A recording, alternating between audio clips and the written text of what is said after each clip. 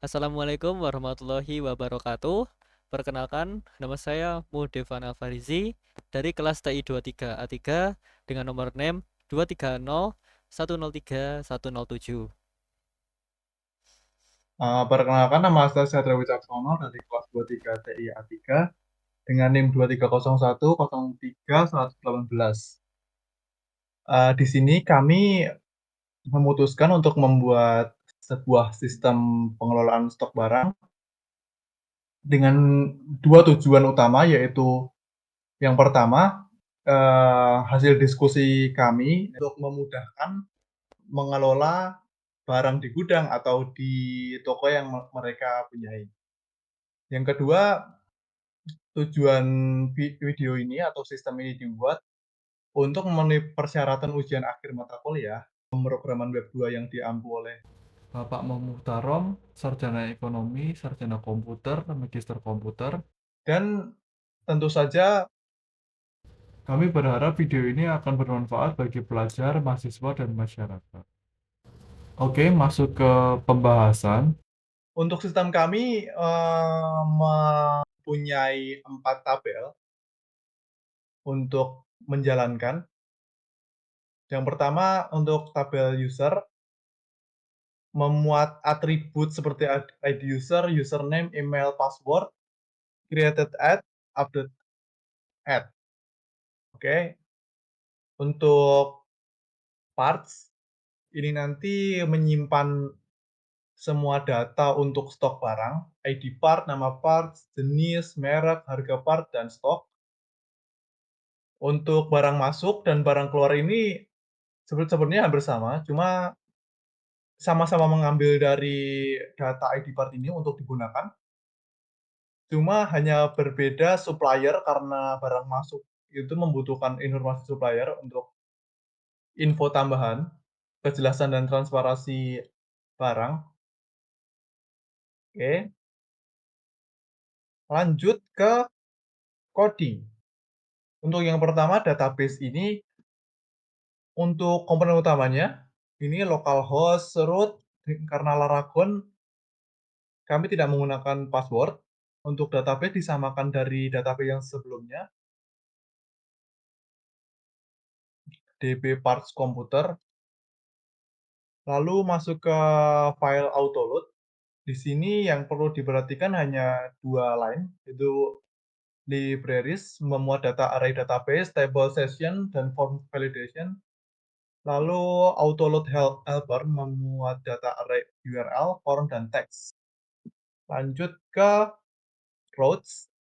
Yang perlu diperhatikan mungkin hanya ini, artstock ke akan menuju ke file crud artstock, reduce untuk mengurangi, register untuk form pendaftaran, login untuk masuk, dan logout untuk keluar.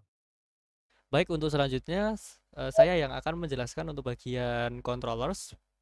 Mulai dari controllers di bagian file aus.php ini, di sini kita untuk menangani bagian login serta register. Dapat dilihat pada tampilan tersebut ada bagian data title register. Untuk public function register maksud saya. Lalu ada public function untuk bagian login. Oke, selanjutnya ke bagian CRUD. Lalu untuk di bagian CRUD ini adalah tampilan utama untuk melakukan update barang. Jadi misal ingin tambah barang, tambah stok barang, lalu untuk mengurangi stok barang atau edit barang yang udah dimasukin ke database atau dihapus dari database itu juga ada di sini. Mungkin mulai dari ada di bagian function update itu, terus ada function show add stock. Itu di situ masing-masing functionnya itu ada hubungannya masing-masing sama fungsi-fungsi utama di sistem pengelolaan stok spare part komputer. Baik, lanjut ke controllers di bagian dashboard. Dashboard. Oke, jadi di bagian dashboard ini, semisal user sudah login, maka user akan diarahkan ke tampilan dashboard. Jadi di tampilan dashboard ini nanti akan this load view CRUD, maka kan ada tampilan CRUD. Nah, situ kan. Nah, oke, kita lanjut ke bagian models di bagian M data. Nah, di bagian models ini adalah jembatan untuk menghubungkan antara controllers dengan si views-nya.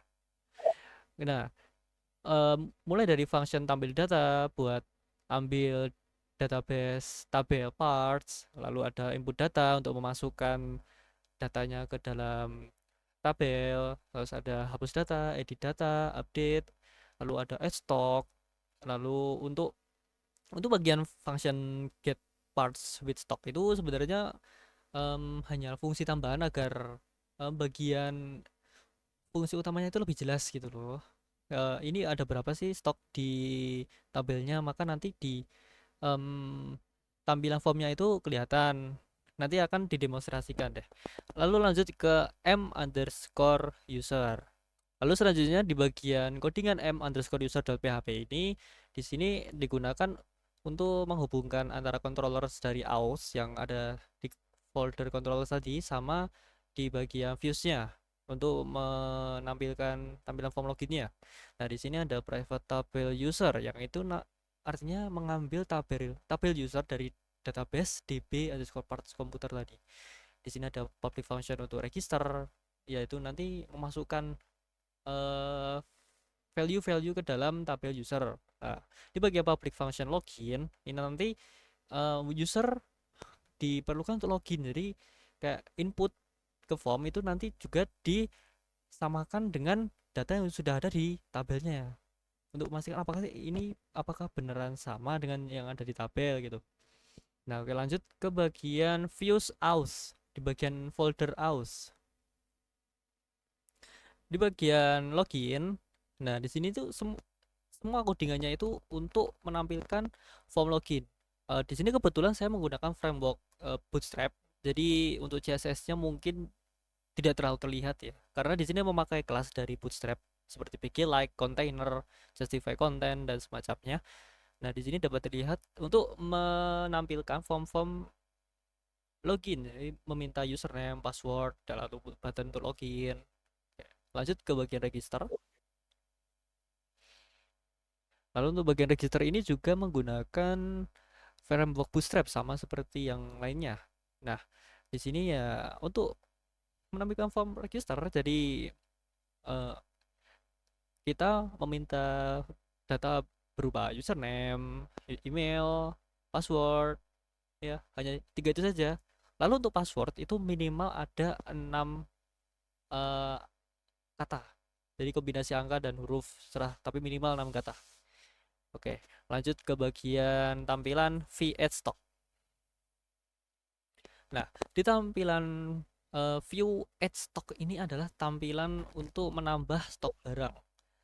Nah, di sini saya menggunakan kombinasi antara CSS dengan Bootstrap karena ada beberapa kelas di Bootstrap itu saya kurang puas, makanya saya melakukan melakukan sedikit modifikasi terhadap CSS-nya di dalam file PHP-nya sendiri, jadi biar agak mudah. Oke, lalu untuk lanjut ke bagian edit. Nah, di sini tampilan untuk melakukan edit eh, spare part yang sudah ada di dalam database. Jadi kan udah nambahin spare part ke dalam database. Nah, di dalam database ini udah ada spare part. Nah, itu bisa diedit di sini. Dan untuk tampilannya masih sama, masih menggunakan Bootstrap kombinasi dengan CSS. Lalu untuk tolong di scroll ke bawah. Lalu untuk di bagian formnya ini nanti kita hanya meminta nama, jenis part, merek part, harga part. Nah, untuk mengedit itu saja. Jadi tidak ada perubahan yang lain. Untuk mengubah nama supplier itu tidak perlu. Oke, lanjut ke v input. Di bagian tampilan input ini kita menggunakan Bootstrap dan CSS lagi ya, lagi-lagi. Lalu untuk formnya sendiri itu simpel saja, hanya memasukkan nama part, jenis partnya apa, mereknya dari siapa, harganya berapa. Nah, untuk stoknya juga berapa. Nah, semuanya dimasukkan ke sini semuanya. Lanjut ke bagian fee reduce stock. Ini hanyalah tampilan untuk mengurangi stok barang yang sudah ada di tabel ya. Jadi cuma mengurangin stok yang sudah tersedia itu berapa. Misal stok udah ada 20, nanti dikurangin, misal dikurangi 5, maka stok akan berkurang jadi 15 begitu. Lanjut ke fee tampil. Di bagian fee tampil ini adalah tampilan paling utama dari website sistem pengelolaan spare part komputer kita. Di tampilan ini tuh codingannya sangat banyak ya, bisa dibilang lebih dari 100. Soalnya tampilan utama di sini juga menggunakan kombinasi CSS dan Bootstrap. Kita di tampilan utama ini ada tampilan untuk memantau berapa barang, berapa stok yang sudah masuk hari ini, berapa stok yang sudah keluar, ada berapa barang yang ada di dalam database, itu semuanya terlihat di dalam tampilan utama ini. Nah, selain itu juga ada tabel untuk menampilkan eh, listnya. Nah, ada list di dalam database, itu ada list barang-barang yang sudah ada di dalam database, dan nanti akan ditampilkan di bagian vitampilnya. Nah, begitu. Mungkin untuk navbar, iya. Untuk navbar itu ada navbar untuk tambah barang, ada navbar untuk tambah stok, mengurangi stok, lalu ada navbar untuk apa namanya, logout. Nah, tampilan untuk logout itu juga ada. Tuh. Oke, mungkin kita langsung saja lanjut ke tampilan dari website spare part komputer kita ya. Ya. Oke, saya akan melakukan penjalanan demonstrasi singkat dari form ini. Adalah form utama ketika kita masuk ke sistemnya, yaitu login. Karena anggap saja belum mempunyai akun, kita akan pindah ke register dulu. Coba membuat akun, kita namai Alif,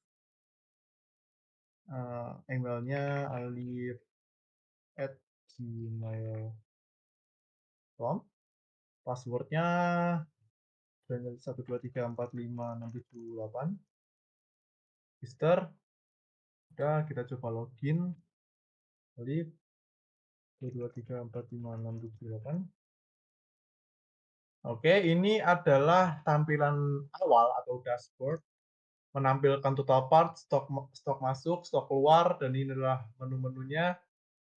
Ini adalah daftar dari komponen-komponen yang sudah kita input sebelumnya. Mungkin saya akan mendemonstrasikan sedikit tambah data. Nama part contoh mouse, mouse Logitech G102, jenis part mouse,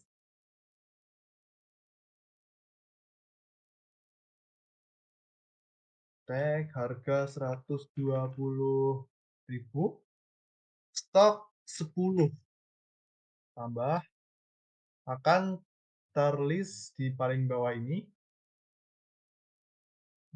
Untuk menambah stok, kita pilih menu tambah stok, pilih part dari foreign key yang sudah terrelasi sebelumnya akan tampil di sini secara otomatis. Lalu supplier, ini diisi bebas, contoh PT Maju Jaya.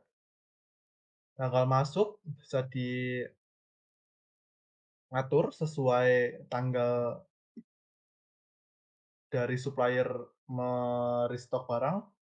Untuk jumlah contoh 5, tambah stok akan terupdate 15, juga stok masuk dari tampilan yang ada di tengah ini.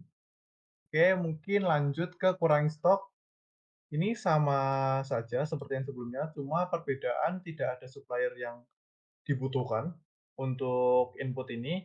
Coba mouse Logitech 15, stok 15 ini untuk aksinya bisa untuk kurangi semua, bisa langsung menghilangkan dari stok 15 ini, atau bisa kurangi secara manual dengan jumlah yang ditentukan. Contoh 5, kurangi stok, akan stok yang sebelumnya akan dikurangi stok yang kita input pada menu kurangi stok. Jadi ini akan menjadi 10. Oke, ini adalah 2 opsi utama untuk mengubah informasi dari stok yang sudah terdaftar. Yang ini untuk mengedit nama dari stok barang yang sudah ada sebelumnya. Contoh G302 Logitech Gaming, kan. Oke, di sini data sudah terubah jadi sesuai apa yang kita inginkan. Mungkin opsi terakhir, ini untuk menghapus, ya ini hanya menghapus stok barang yang sudah ada sebelumnya. Begitu saja sistem dari pemikiran kami. Kita harap sistem ini akan memudahkan yang ingin melakukan penghitungan atau pengelolaan dari stok barang itu tersendiri di gudang atau di toko. Oke, jika kami ada salah kata atau salah penyampaian, mohon maaf. Kita akhiri. Wassalamualaikum warahmatullahi wabarakatuh.